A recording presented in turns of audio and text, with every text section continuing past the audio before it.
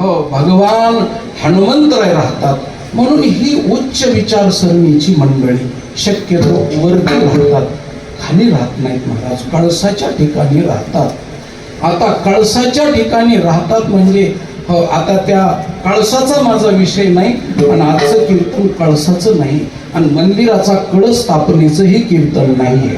हो, म्हणून त्याच्याकरता मी बी जास्त आती टोकाचं कळसाचं बोलत नाही महाराज, अगदी सोपं करून सांगतो तुम्हाला। नेमका कळस म्हणजे काय, मंदिर म्हणजे काय आणि या संतांचं राहण्याचं ठिकाण कोणतं आहे त्याच्यासाठी सांगतो आणि विज्ञान सांगतो, विज्ञान आणि विज्ञानामध्ये जीवशास्त्र सांगतो। आणि जीवशास्त्र म्हणजे त्याला इंग्लिशमध्ये बायोलॉजी म्हणतात आणि बायोलॉजीमध्ये अति उच्च टोकाचं शास्त्र म्हणजे ॲनाटॉमी शास्त्र आहे। ॲनाटॉमी म्हणजे MD आणि MS ला मेडिकल कॉलेजमध्ये जे शिकवलं जातं ते ॲनाटॉमी शास्त्र। मेडिकल कॉलेजमध्ये जीवशास्त्राचे अत्यंत उच्च टोकाचं हॅरिसन नावाच्या शास्त्रज्ञानं लिहिलेलं ते शास्त्र आहे। आता ते शास्त्र तुम्हाला सांगतो।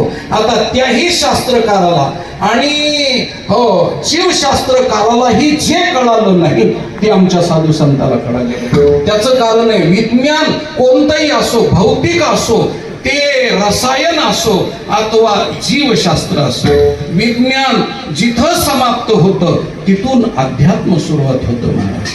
म्हणून अध्यात्म हे बोलत असताना उच्च टोकाचं आहे। म्हणून विज्ञानवादी माणसांनी अध्यात्मशास्त्राच्या बरोबर आपली होड कधी मांडीत जाऊ नये आणि अध्यात्मशास्त्राच्या माणसांनी विज्ञानवादी माणसाच्या बरोबर तंटा करीत जाऊ नये। कारण विज्ञान हे खालचा धर्म आहे आणि अध्यात्म हे वरचा धर्म आहे आणि वरी संत राहतात। म्हणून चिंतन सांगतो तुम्हाला, देऊळ म्हणजे काय आहे तर आमच्या ज्ञानेश्वर महाराजांनी एक अभंग लिहिलेला आहे।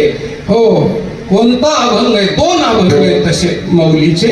वडाच्या पाणी उभविले देऊळ आदि